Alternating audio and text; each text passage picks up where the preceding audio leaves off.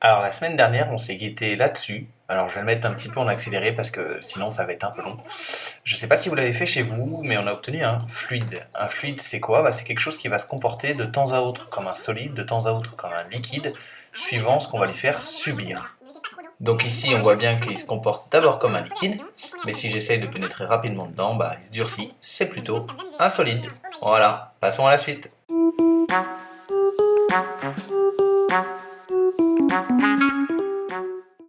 Bonjour les cinquièmes et bienvenue de nouveau dans la cuisine.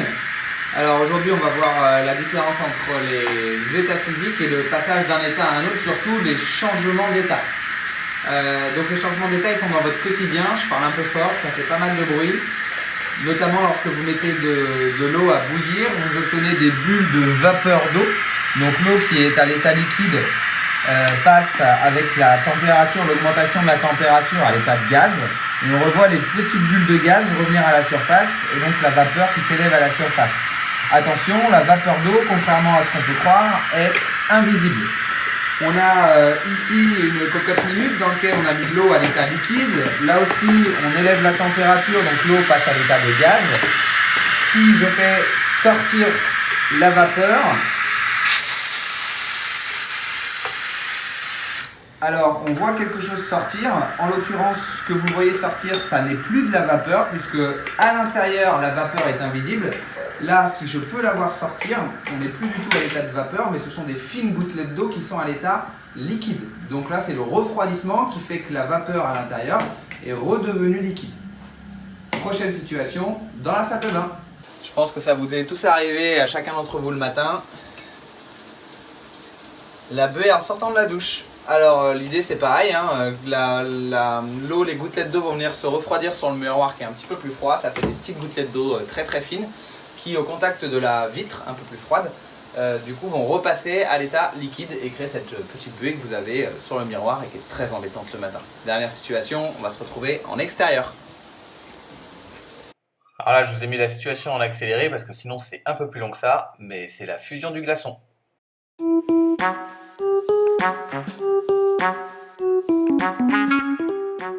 Alors à partir de ce petit tableau, on va pouvoir synthétiser tout ce qu'on vient de voir.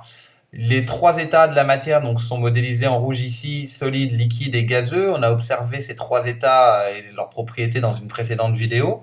Et puis on est plus aujourd'hui sur les changements d'état, c'est-à-dire le passage d'un état à un autre, la fusion qui correspond au passage de l'état solide à l'état liquide, la vaporisation de l'état liquide à l'état gazeux, le passage de gazeux à liquide s'appellera la liquéfaction et enfin de l'état liquide à l'état solide, la solidification. Tous ces changements d'état nécessitent un apport d'énergie. Pour aller dans le sens de droite, c'est donc un apport de chaleur. Je vais passer de l'état solide à l'état liquide en augmentant la température pour faire ma fusion. C'est le cas du glaçon qui fond dans le verre, on l'a vu dans une précédente vidéo. De l'état liquide à l'état gazeux, je vais aussi augmenter la température et faire une vaporisation. Je vais passer de l'état gazeux à l'état liquide, là aussi avec un apport d'énergie, mais sous forme de froid en faisant une liquéfaction. Et enfin de l'état liquide à l'état solide, là encore sous forme de froid, lorsque par exemple je mets de l'eau au congélateur, pour faire la solidification.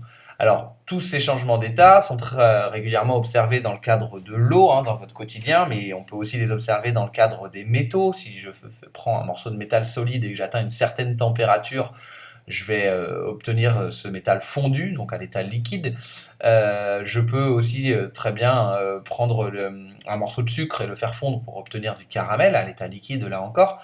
Donc dans votre quotidien, les changements d'état sont vraiment très très présents. Et on peut aussi observer ça dans quelque chose que vous avez peut-être pu voir à l'école élémentaire, ce sont ce qu'on appelle le cycle de l'eau.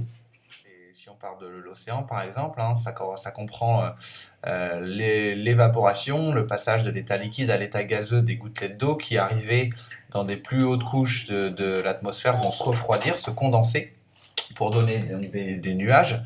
Ces fines gouttelettes d'eau vont donner quelques précipitations, mais suivant la température, peuvent aussi donner des chutes de neige. Cette neige qui, en fondant, va subir là encore un changement d'état pour passer à l'état liquide. Cette eau liquide ruisselle, s'infiltre et retourne du coup sous forme d'eau souterraine ou par ruissellement jusqu'aux océans. ce qui constitue une succession de changements d'état qui forment le cycle de l'eau.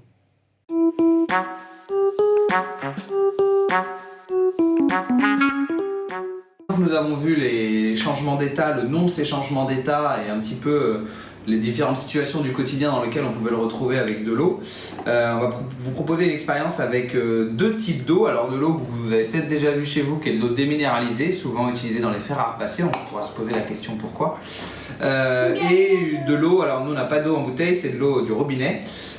Donc j'ai mis ces deux eaux dans des béchères que je vais volontairement mélanger. Donc on ne sait plus qui est qui. Et je vous propose de les mettre à chauffer. Alors on va utiliser ces feux-là. De les mettre à chauffer quelques minutes. Pour qu'on puisse voir ce qu'on obtient dans chacun de ces deux béchères en fin d'expérience. Alors l'ébullition a commencé. On voit que l'eau, donc sous l'effet de la chaleur, passe de l'état liquide à l'état gazeux. C'est une vaporisation. De même dans l'autre bécher, on commence déjà à avoir quelques petites bulles d'eau de vapeur aussi qui arrivent. On se retrouve dans quelques instants lorsque toute l'eau aura été vaporisée. Alors l'expérience touche à sa fin. On s'aperçoit que dans l'un des deux béchers, alors il reste très peu d'eau à l'état liquide, on a quasiment tout vaporisé. On observe a priori pas grand chose sur les parois du bécher. On peut remarquer que donc voilà, tout l'eau s'est vaporisée. On peut remarquer dans une casserole qu'on obtient des dépôts blancs. Une fois qu'on a cuit les pâtes ou du riz, souvent, on a des dépôts blancs qu'on retrouve sur les côtés. Alors en toute logique, vous utilisez de l'eau du robinet. Je vais éteindre un des feux. Et donc dans le premier bécher, on peut le voir, il est comme net. Il n'y a vraiment plus rien à l'intérieur. Il est vraiment transparent. Alors dans le deuxième bécher, on n'a pas du tout le même résultat que dans le premier. Vous pouvez d'ailleurs entendre que l'on est en train de sécher quelque chose. La vapeur, enfin toute l'eau à l'état liquide est passée à l'état de vapeur. On a vaporisé l'intégralité de l'eau. Il nous reste un résidu blanc qu'on obtient ici. Donc je vais éteindre le feu. Alors on l'observe assez facilement. Donc ce résidu blanc qu'on retrouve aussi sur les parois de certaines casseroles ou certains verres quand on les sort du lave-vaisselle. Ce résidu blanc, c'est tous les sels minéraux qui sont dans l'eau minérale justement. Donc si on revient sur les solutions qu'on a utilisées au départ, on avait une eau déminéralisée et une eau minérale. On a forcément du coup l'eau du robinet avec l'eau minérale. Donc ce sont justement les minéraux qui sont bons pour la santé, tous les sels minéraux.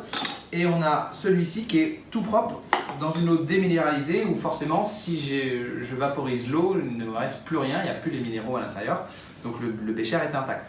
D'où l'intérêt d'utiliser cette eau déminéralisée, notamment pour les fers à repasser. Pourquoi? Parce que l'eau étant déminéralisée, le fait de vaporiser l'eau pour obtenir de la vapeur avec le fer à repasser ne bouchera pas le fer à repasser avec les sels minéraux qui risqueraient de boucher le conduit du fer à repasser lorsque vous souhaitez faire vos chemises ou chemisiers.